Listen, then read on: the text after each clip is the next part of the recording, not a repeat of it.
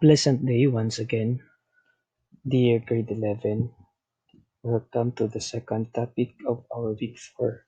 And this time we are going to talk marriage system from early Philippines up to the contemporary times.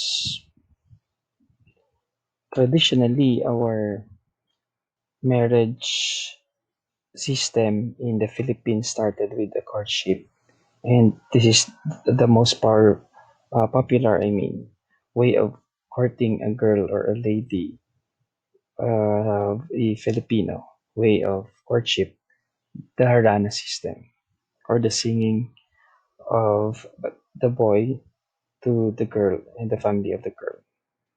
But right now, at present, there is also courtship happening in the digital world, matching and getting into a relationship using the social media.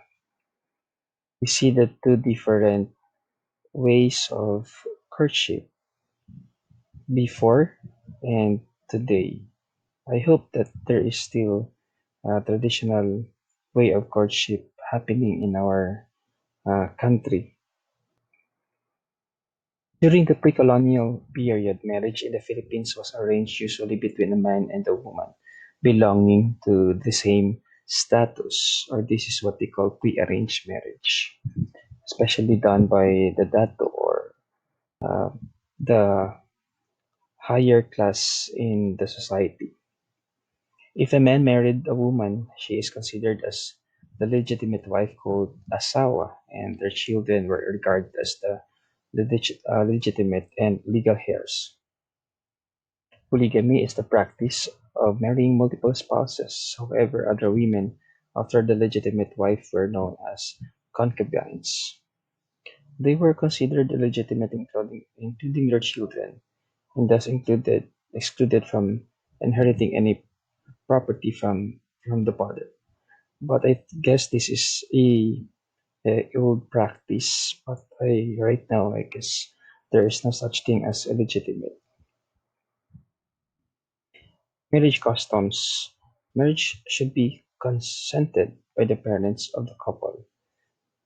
But before the consent could be granted, the man had to serve the girl's parents for a period of time, and until he had proven himself worthy to be a husband. This was called, the Dory, or man, service of man to the family of the wife to be.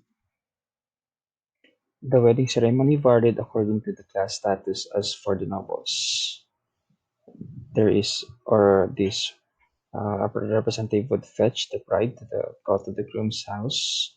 The bride would act and reluctantly, and the groom's father would offer her three gifts, and somehow the babaylan or the priestess or would begin the actual ceremony.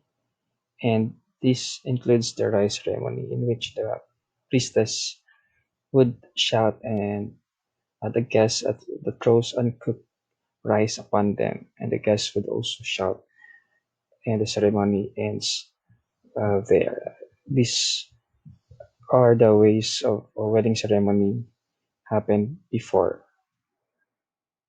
Marriage between free men was the same as that of the nobles. However, the rice ceremony would no longer be done, because the rice ceremony basically done by the nobles. While marriage among dependents was as modest as asking the permission of the woman to be wed by the man, once agreed, they would be considered husband and wife.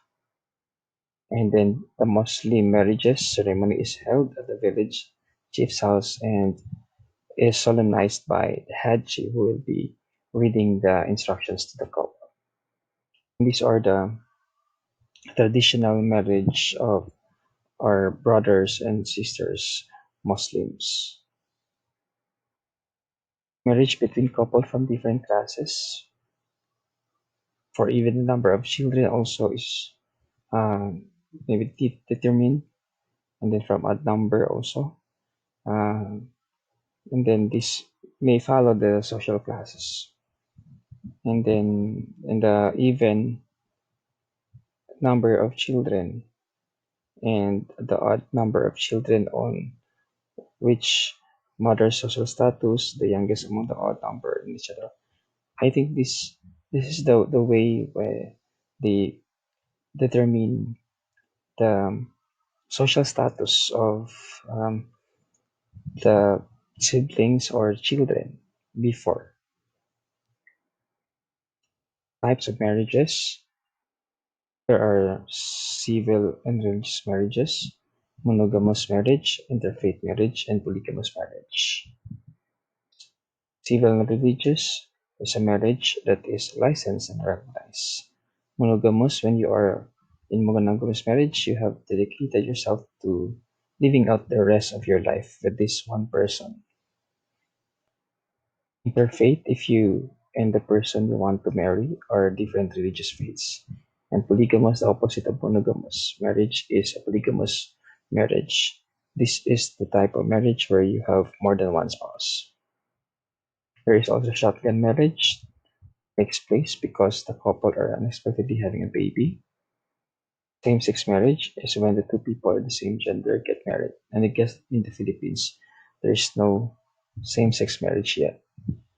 Mixed marriage is also called an interracial marriage, and this kind of marriage, two people who are different races get married. Arranged marriage, that is planned between families of the bride and groom, or this was called, or this is called pre-arranged marriage. Factors that leads couples separation, infidelity maybe, money, lack of communication, unrealistic expectations. Tips on how to stay married. Marry the right person. Make your make marriage your top priority and takes hard to work. Be playful. I guess these are very important to know if you are ready to get married. The maturity and the emotional, psychological, and financial as well preparations are really important. And of course, as we said, that Family Code of the Philippines narrates about the importance of marriage. It is in the law, it is in the executive order, and we have this particular code for family and guidelines in order to have a harmonious family and marriage relationship in the Philippines. And then from this family to community, we all know that the basic unit of our society is family. Until a family is basically develop and progress, it will of course affect the tribe, the clan, and the nation as a whole.